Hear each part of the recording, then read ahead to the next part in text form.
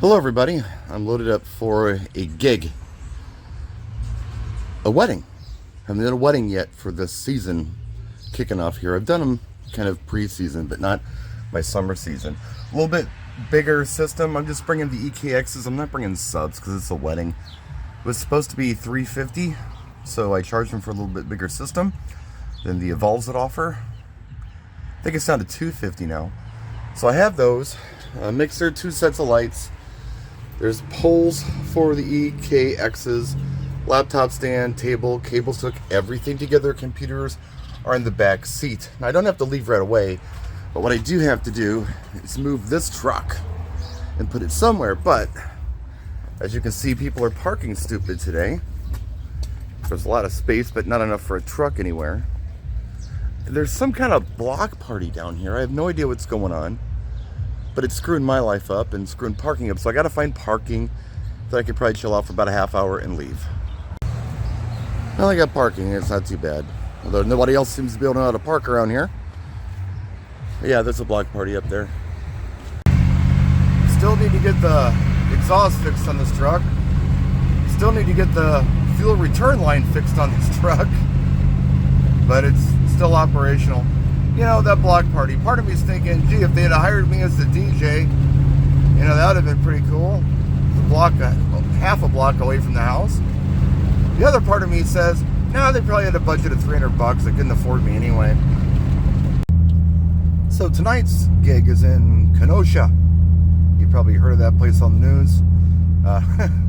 It's the next city south of Racine.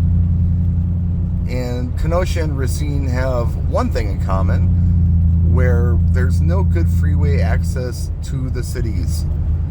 You've got to drive like several miles off the freeway to get to the cities. I don't know why that is, but it is.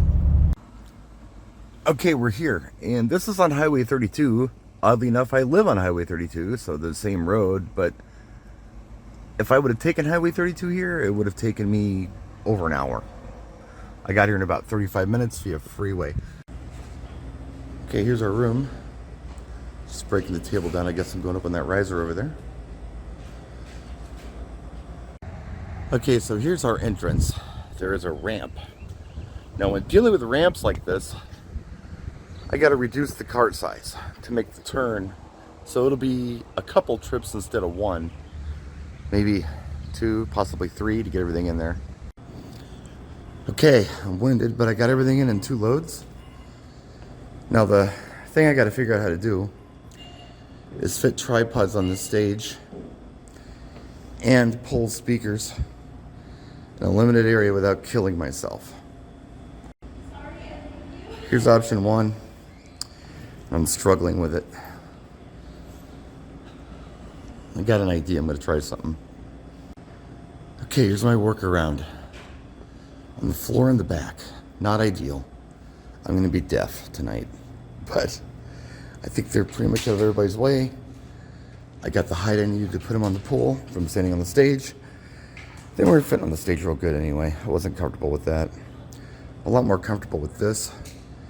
Safety-wise, but aesthetically, I don't like it. But hey, it works. Okay, it all works. Sound check. Good. I already missed the column arrays. They're just so much nicer for a wedding.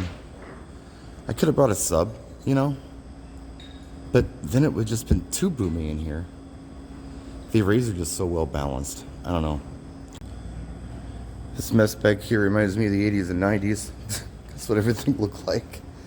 I had to daisy chain XLR cables because I didn't have long enough XLR cables from the mixing board to these speakers.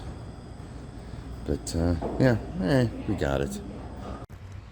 So did I mention that I miss column arrays already? Man, I haven't dealt with two-way tops like that for a long time. You've really got to push them to throw sound. The problem with that is when you're trying to throw sound toward the back, the people right in front of you eating dinner are like, it's too loud. Don't have that problem with column arrays. You don't have to give them so much volume to throw sound. They just seem more well balanced too, with bass, mid, and highs. Just easier. But you know, because it's $250, was supposed to be 350. They went to 250. I felt it was the responsible thing to do to bring a bigger system for dancing. Could I have brought a sub? Yeah.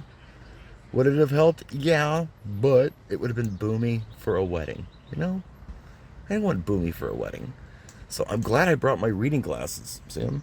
Because I'm going to have to dive into the DSP menu and make some changes. I've turned off the high pass filter. So now I need to look at the DSP and maybe give it a little bit of a bass boost, and it might help a little bit. So I played around with the DSP menu a little bit. I'm on Club. I've never used Club before. I usually use Live. But standalone, I'm thinking Club might be good for a little extra bass. The only thing I changed was that I did a 3 dB mid-cut.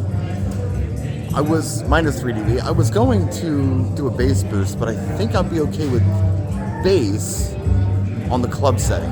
If I need more, I can add it. Alright, so here's tonight's Gorilla lighting design. It's still bright, so you can't see it real well. Those are the cans. Someone stole one, so I'm down to 11. But I got 5 on each side there for a total of 10. Here they are in music mode. So when there's a pluck of the acoustic guitar, you do something. Not real exciting right now, but you can see that they do indeed move to the music. They do quiet music. It's kind of weird. Here's the second grouping of lights. 6 maxis. And here's what it looks like all together. Real exciting. The lights turned all the way up and the sun coming through the windows, but that's what we got tonight. They're already kicking over lights. It's going to be a long night. Alright, this is totally goofy. 6 o'clock, catering's not ready. And they're asking me to dismiss tables, which I just don't do. I don't know their pacing on this. They said, do you? And I said, no, I don't. Then they got mad and walked away. But yeah, there's a problem, obviously. If I gotta step in, I will. So things started off normal enough with a first dance, followed by the father-daughter dance. The groom had recently lost his mother, like within the last 6 months or so. Still pretty new for the family. And he wanted to do something or say something about her and wasn't sure what to do. I really wasn't sure what to do either. He had talked about maybe stopping things between the father-daughter dance and open dancing and saying a few words. We got to talking about it, and during dinner, I was on my knee facing them while they're eating dinner. I suggested this because he really wanted to do something. I said, how about we do a tribute dance to your mother? I can get on the microphone and I can say, you don't have to say a word. I can say that normally we'd be doing a mother-son dance right now, but seeing how we recently lost, insert mother's name, we're going to do a tribute dance instead. So we'd like to invite his family out onto the dance floor, which is his siblings and his father and such. After the first chorus, I invited everyone to come out and join them on the dance floor. And the song that I played was the song that his parents had for their first dance at their wedding. So that was pretty neat. That was their idea to do that. Now, started off with 250, and it went strong for the first hour or so, and then it started to trickle off. We had a lot of older folks and a lot of people with young children. So we held probably, I'm going to say, 125 for most of the evening, up until about 11 o'clock. At 11 o'clock, they all started to trickle off, but it went strong. And they were a fun group. They really liked group active songs and line dances more than anything else. We did some country. We did just some silly, fun, mobile DJ kind of music, you know? Stuff that you would normally think you would hear at an event like this. And that's maybe not what I would normally play, but that's really what they reacted well to. We did the locomotion. We did the Macarena. We did, every line dance I could think of, every group active song I could think of. And it all went pretty well. They were very happy with the end result. And I'm just really happy that I'm home. As far as the stage goes, man, you know what? That really took a toll on my feet and my legs. Stages aren't good, especially when you have to stand up there for like 7.5 hours, which is pretty much what I did, maybe even 8. And I know some people in a comment section on social media where I posted a picture really didn't like the look. But I think it worked out okay. I mean, I was trying to do what was safe to do, and really, necessity is the mother of invention on that. I didn't like the speakers behind me, but standing on the stage, putting them on the pole, and then, the Frankenstein, then lifting them up, that was very helpful.